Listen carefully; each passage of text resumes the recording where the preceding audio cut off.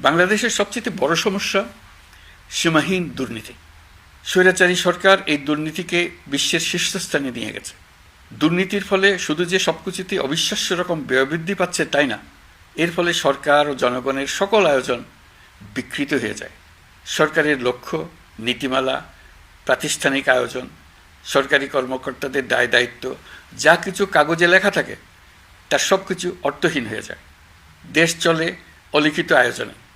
সরকারকে চলতে হয়, ব্যবসায়ীকে চলতে হয়, শিল্পপতিকে চলতে হয়, বিনিয়োগকারীকে চলতে হয়, দেশের সকল নাগরিককে এই অলিখিত নিয়মে চলতে হয়।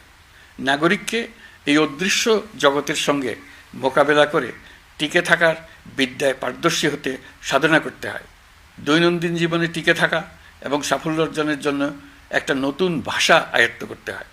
চারদিকে কী শব্দ বলা হচ্ছে, কাগজে কি লেখা হচ্ছে তা মনে মনে দ্রুত অনুবাদ করে তার মর্মার্থ বুঝে নিতে হয়। তা না হলে দৈনন্দিন সিদ্ধান্ত নেওয়া যায় না।